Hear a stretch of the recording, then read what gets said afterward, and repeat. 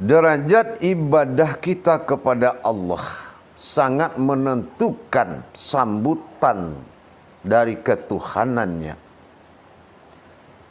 Berlandaskan asma Allah yang dilenyapkan menjadi suatu kodrat ihsan. Dalam kajian, meningkatkan suatu derajat agama, berihsannya Allah pada dirinya sendiri. Inilah kerahasiaan Allah yang paling tinggi, derajat umatnya di atas kodrat derajat insan. Tapi bagaimanapun tingginya derajat dalam kurun ihsan, tapi belum menentukan siapa Tuhan di dalam wujud kata ihsan. Ihsan adalah suatu sifat rahasia yang mana bertajali dengan batin untuk kembali menjadi titik asal mula jadi. Kalau dikatakan tadi ihram itu hasil dari jabariyah syahadat. Syahadat menyatukan syahadah langsung menjadi satu. Artinya satu tidak akan pernah jadi dua. Itulah Tuhan.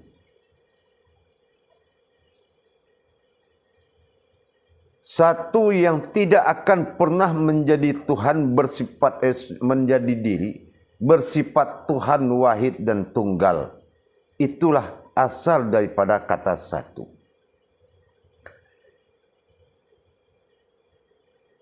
Kalau memang sudah ihram, yang dikatakan ahad itu yang ihram, berarti tiga kodrat dalam tajalli alif, nazir, nur, zat dan batin, berarti lenyap menjadi satu kodrat. Mana kodrat yang dikatakan satu, satu menghadap kepada yang satu. Kalau satu ini, ihram ini ada hakikat nur, zat dan batin, itu belum dinamakan satu. Tapi dalam kajian untuk sifat bagi Allah, memang alif aftar ini kita sebut dengan satu yang berkodrat tiga. Tapi dalam hukum umat dan Tuhan, atau dalam hukum menyembah dan disembah, kita harus kembali kepada kajian usuluddin, yang mana jalur sifat sir ini adalah tajalli sirullah. Tidak ada penyembahan melalui tajalli Allah yang bersifat nur, zat dan batin, karena itu adalah kodrat yang hak. Kalau kita mengkaji diri di dalam mencapai suatu hakikat ketuhanan, berarti himpunannya adalah sir, yaitu rahasia yang sirna. Kalau kita sudah mengkaji diri, berarti siap-siap kehilangan diri, karena yang kita temui adalah sesuatu yang berdiri, tapi bukanlah sebuah diri. Para hadirin, para jemaah yang dirahmati Allah.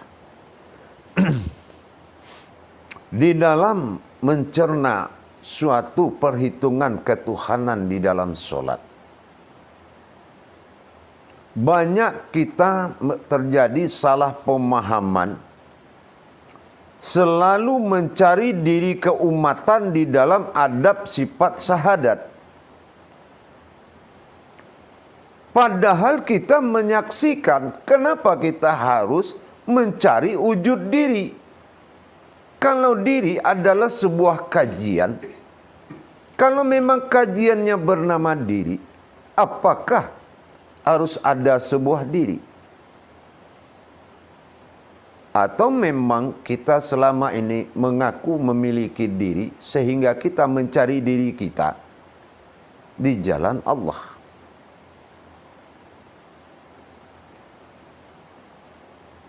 Para jemaah, para hadirin yang dirahmati Allah. Bagaimana keputusan daripada sebuah takbir dipandang dari sisi ma'rifah dan ma'rifat? Tentu tidak lepas kita daripada kodrat ma'rifah, sifat mengenal, ma'rifat sifat melihat.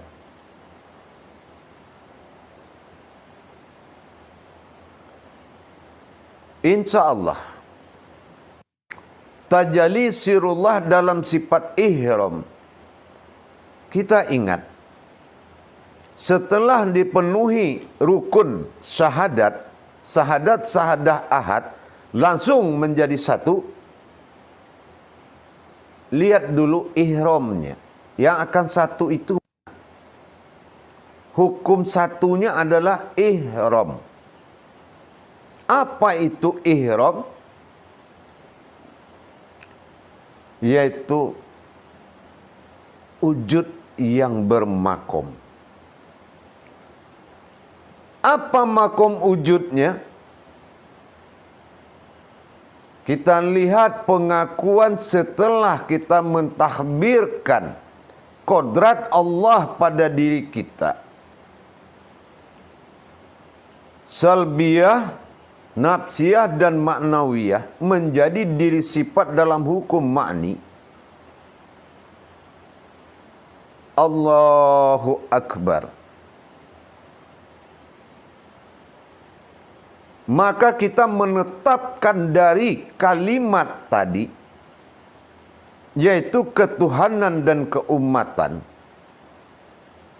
Tentunya di sini berdiri hukum ihsan, yaitu kerahasiaan umat yang dirahasiakan. Kenapa? Ihdinas siratal mustaqim. Adalah sifat keihsanan. Din adalah keagamaan atau hukum menyembah, hukum ibadah. Nas adalah bersifat dia manusia. Sirat bersifat terrahasia atau sirat atau rahasia. Mustaqim adalah wujud yang rahasia. Mana di ihsan wujud rahasianya Allah yang telah dinobatkan menjadi diri hakikat ihsan bagi Allah. Inilah setelah semuanya berpadu, mulai dari nurani sampai rohani dan rabbani, terhimpun sirna di dalam keihsanannya. Dan keihsannya inilah yang akan melakukan tajalli Allah. Jadi kalau kita sudah melakukan syahadat itu dalam takbir ihram, yang berihram itu adalah sifat diri sirnya Allah yang dikodratkan bernama ihsan, bukan insan. Mana ihsan tadi? Dari mana datang dan asal usulnya ihsan itu?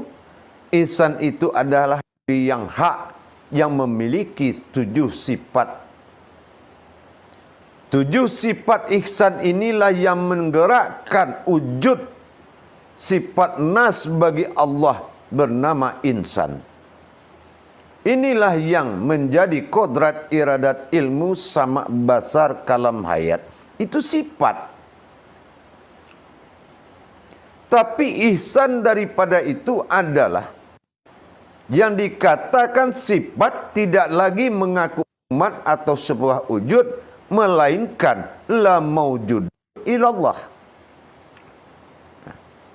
Kalau dikatakan la maujudun illallah di dalam takbir itu, berarti di situ adalah bersifat sir daripada hakikat diri yang rahasia. Kalau nur, zat, batin itu kodrat. Kalau seandainya nur ada, zat ada, batin ada. Tetapi kalau tidak bersifat Allah ke dalam 3 kodrat tadi, belum dinamakan sebuah wujud umat atau wujud diri. Tapi sudah bertajali sifat ini di dalam 3 kodrat tadi, maka dia menjadi sebuah diri.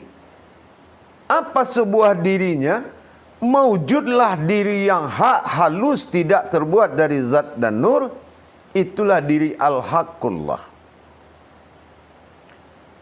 Diri al-haqqullah itu adalah diri yang bertajali di dalam sifatnya, yang hayat di dalam sifat itu sendiri, disebut dengan diri wujud daripada Allah, yaitu diri yang maujud. Mana diri yang maujud? Itulah la maujudun illallah, la sami'un illallah, la basirun illallah, la mutakhallimun illallah, la hayyun illallah,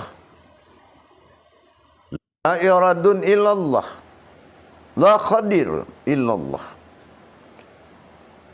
Dari run-run yang dikalamkan tadi, dun, inilah yang menjadi hayat hidup. Barulah bergerak insan ini tadi menjadi sebuah kodrat umat. Di dalam insan ada ihsan. Nah, setelah berdiri diri yang wujud, disebut dengan Allahu Akbar. Maka diri yang hak ini beserta sifat dan maujudnya itu disebut dengan Allahu Akbar. Salbiyah, nafsiyah, maknawiyah di dalam kodrat diri yang al-haqqullah. Karena apa? Al-haqqullah wal haqqa la batila. Kalau diri yang hak itu berdiri, sesungguhnya itu bukanlah kebatilan. Berarti sudah kita dapatkan sebuah kodrat diri yang mana kodrat itu tidak ada kebatilan, maka dikatakan inna salati wa nusuki wa mahyaya wa mamati lillahi rabbil alamin. Sesungguhnya apapun yang dikatakan di dalam semua perintah Allah, akulah maujudnya.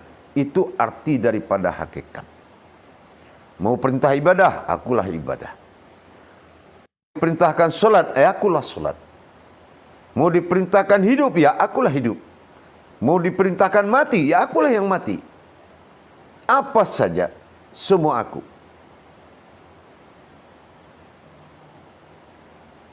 Maka barulah Allah mentajalikan zat dan batinnya sebagai makom tempat Allah bersemayam. Inilah yang dikatakan aku bersemayam yang di atasnya aras. Apa arasnya? Itulah sifat-sifat maknawiyahnya.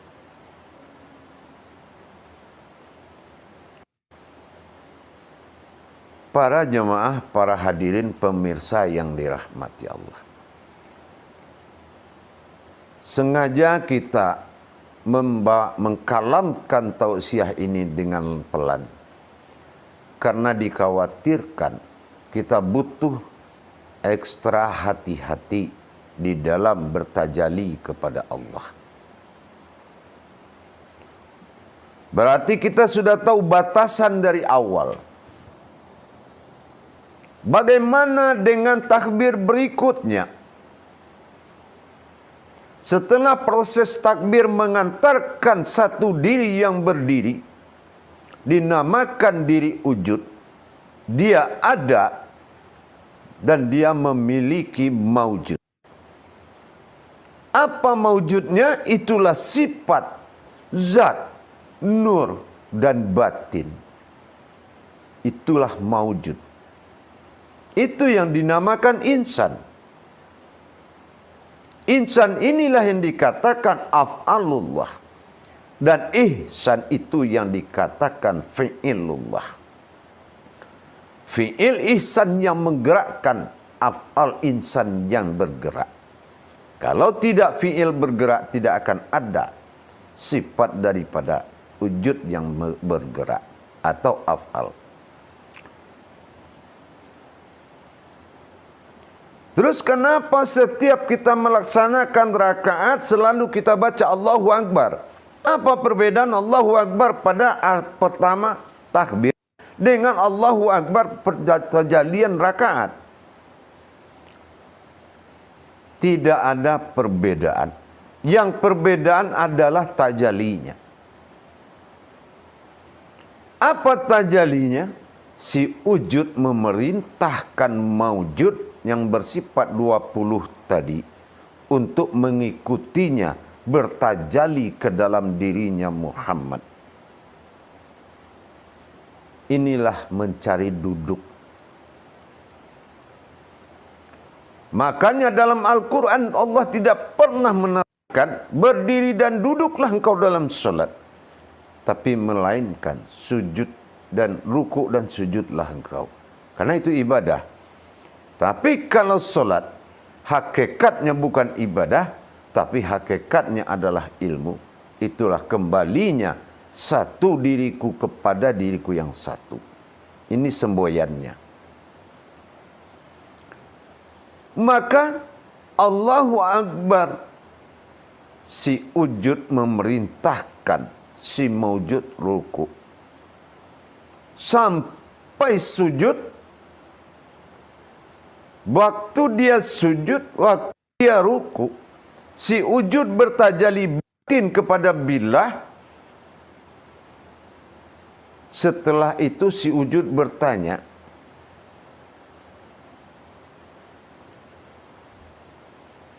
apakah kamu mendengar? Maujud menjawab, Sami Allahu liman hamidah. Iya, saya mendengar. Apa yang dia dengar di kala ruku itu? Nah, begitu para jemaah. Jadi kalau kita mendapat suatu kesimpulan makrifat dalam kesaksian, makrifat dalam penglihatan, yang ada adalah maujud menyaksikan, wujud melihat kepada bilahnya ketunggalan Tuhan. Apa yang dia lihat? Hakikat daripada makrifat yang timbul di dalam kerahasiaan rakaat. Kalau kita sudah tahu rahasia rakaat itu hakikatnya apa, maka bertajalilah dengan makrifat. Dan bagaimana dengan kauliyahnya? Kauliyahnya itu sudah berasal dari kauni. Apa kauninya? Setelah leburnya ayat tadi menjadi kauliyah, kauliyah lebur jadi munajat, munajat menjadi suatu doa, yang mana doa ini disampaikan oleh kauniyahnya, batinnya Allah dalam diri. Itulah Al-Quran pada kodratnya diri. Al-Quran yang jatuh ke dalam diri bernama kauniyah. Yang jatuh ke dalam Al-Quran bernama kauliyah. Yang jatuh kepada alam bernama kalam. Inilah ikra, pembicaraan antara sifatnya dengan wujudnya semata. Jadi kita bisa menarik sebuah keputusan solat, menyaksikan wujud saksi, diri yang bersaksi kepada yang menyaksikan. Itulah menyaksikan diri yang bersaksi. Mana diri yang bersaksi? Itulah ma'rifah atau bersifat yang mengenal. Apa yang disaksikan? Itulah ma'rifatullah yang diperlihatkan oleh Allah. Dan di mana terjadinya sebuah doa? Doa itu terjadi setelah kita mentadabur hakikat daripada rukun-rukun dan rakaat dalam beribadah. Rahasia yang terkandung dalam makna-makna ibadah, itulah yang akan menjadi pembicaraan antara wujud dengan maujud. Jadi tidak boleh kita mengatakan sebuah diri dalam maksud dalam umat. Kapasitas umat adalah rukun daripada amaliyah. Kapasitas daripada kehambaan adalah kodrat rahasia bersifat Allah pada diri. Jadi kita harus bisa, para hadirin, membedakan kodrat-kodrat Allah pada diri kalau untuk mertajali di dalam ibadah. Insya Allah, pelan-pelan kita akan belajar sampai menuju ma'rifat sholat. Mudah-mudahan dengan adanya tausiah ini, sebuah syiar secara hakikat, karena kodrat ibadah itu berupa hakikat, dasar tausiahnya adalah hakikat yang bersifat tauhid ilahiyah. Mudah-mudahan bisa menjadi suatu pandangan, menjadi suatu pertimbangan daripada kita mengikuti peraturan nafsu yang solatnya dipimpin oleh jasad yang bersifat mati. Jangan kamu jadikan mayat itu imam, tapi jadikanlah rohanimu imam dirimu sendiri. Sebagai if'ilullah, fi'il yang akan melaksanakan pada af'al gerakan. Tidak ada suatu gerak yang bergerak tanpa aku yang menggerakkan. Inilah yang dikatakan af'alullah yang harus menjadi pandangan hidup. Karena hanya dengan gerak, disitulah hidup itu terjadi, bukan karena ruh. Mudah-mudahan bisa menjadi pertimbangan demi tercapainya makom solat yang berhidayah. Insya Allah. Mudah-mudahan kita bisa menikmati peraturan syariat itu dalam bentuk hakikat, dalam bentuk ma'rifat, wujud dalam saksi. Kalau tidak diwujudkan Allah ma'rifat itu, lantas apa yang akan kita saksikan? Inilah makom fardu ain.